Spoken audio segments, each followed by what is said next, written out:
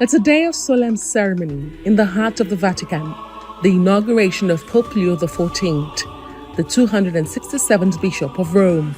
Among the world leaders invited to witness this historic moment, Nigeria's President Bola Tinubu, a Muslim leader from one of the world's most religiously diverse nations.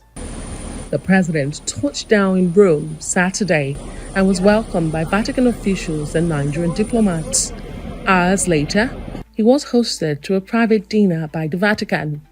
In a message posted on his official X handle, President Tinubu described the meeting as a fraternal exchange centered on peace, mutual respect, and global solidarity.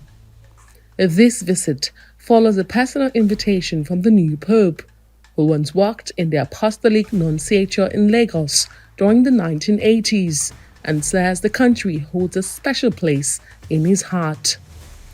Today, for President Tinubu, who has spoken often about unity in diversity, this was more than a ceremonial attendance.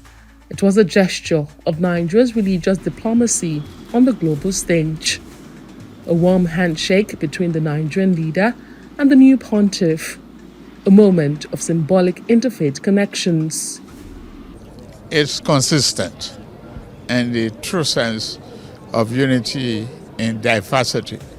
And I'm greatly honored. We have to continue to work on it. It's a work in progress for the sake of our country and the continent as a whole. Nigeria is no stranger to religious complexity, home to millions of Christians and Muslims who often live side by side.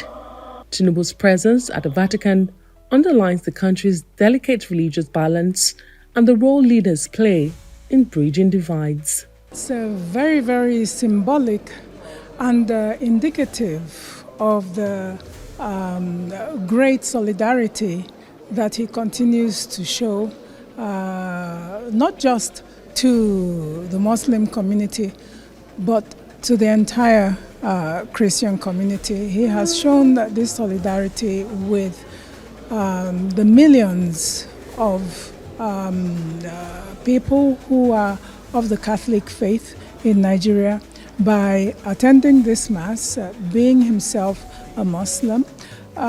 This has also shown his commitment to the advancement of peace, not just in the African region, but globally also.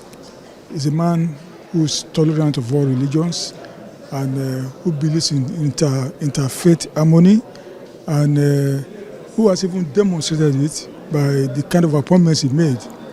I read somewhere that the president has made over, out of his cabinet, 62% of them are Christians. That shows the kind of man he is. Shows the fact that a Muslim president can be accepted and is liberal to carry the whole country along. So he represents not only the Muslim faith, but also Christians in Nigeria. And it changes the perception that Nigeria has this, everlasting sectarian conflict between Christian and Muslim. After the Mass, President Tinubu met with Nigerian Catholic bishops on his entourage, urging that the country's diversity be used not for adversity, but for prosperity, and called on leaders at all levels to work for the good of the people. If we are to use that diversity, not for adversity at all, but for prosperity for the country. It's historic for one to be on the saddle of presidency and for this to happen. We are grateful, and I've already written to thank you for facilitating our coming for the funeral of Pope Francis. So now that you have come to the Vatican, so whenever we are having our conference in Nigeria, we'll also invite you, and we look forward to interfacing with you, just as you're able to do with the Holy Father. Meanwhile, the inauguration Mass also saw a rare moment. For the first time since Nigeria's fiercely contested 2023 elections, President Tinubu was seen publicly engaging with his former opponent and one of his fiercest political critics, Peter Obi of the Labour Party. The two, joined by former Governor of Ekiti State, Kayode Fayemi, shared light-hearted pleasantries. In an age of deepening global divides, President Bola Tinubu's presence here signals not just diplomatic courtesy, but an assertion shared by the 267th Pope that faith can be a bridge, not a barrier.